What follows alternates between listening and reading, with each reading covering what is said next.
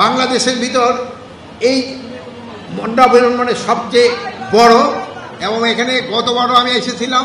এখানে সব সময় শান্তি শৃঙ্খলাভাবে এই পূজা অনুষ্ঠিত হয়। আপনারা আরও জানেন এটা কিন্তু একটা ধর্মীয় অনুষ্ঠান, এটার কিন্তু পবিত্রতা রক্ষা করা আমাদের সবার দায়িত্ব। আপনারা সবাই এটার পবিত্রতা রক্ষা করবেন।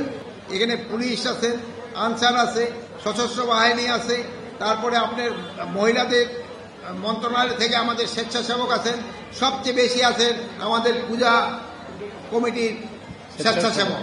তারা কিন্তু দিন রাতই এটা আপনাদের বিভিন্ন কাজে সহায়তা করতেছেন এবং এটা আইন শৃঙ্খলা যেন ঠিক থাকে এটা সহায়তা করে যাচ্ছেন। তবে আপনারা জানেন যে চিটাগাঙে স্পেশালি খাগড়াছড়ি এবং গুইমারাকে একটা ঘটনা ঘটছে।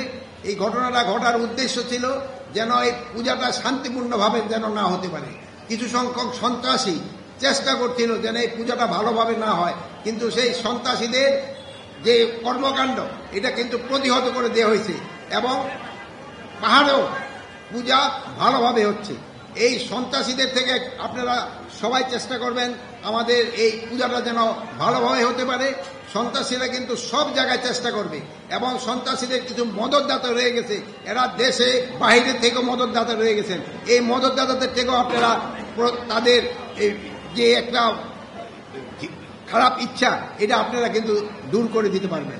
আর আপনারা সাংবাদিক ভাইয়েরা আপনারা সব সময় সত্যি সংবাদ প্রচার করেন, সত্যি সংবাদ প্রচার করবেন, যেন কেউ যদি কোনো অসত্য সংবাদ দেয় ওটা যেন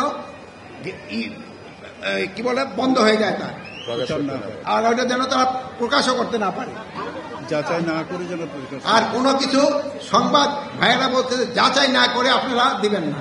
একটা কিন্তু নতুন অ্যাপও করা হয়েছে, আপনাকে যদি কোনো কিছু থাকে ভাইদের সাথে আসতে, ভাইরাও কিন্তু অ্যাপের সাথে সম্পৃক্ত, তারা আপনাদের সঠিক সংবাদটা দিতে পারবে। চিহ্নিত সন্ত্রাসীকে চিহ্নিত করার জন্য ব্যবস্থা নেওয়া হয়েছে এবং কিছু সংখ্যক সন্ত্রাসীদের আইনের আওতায় নিয়ে আসা হয়েছে।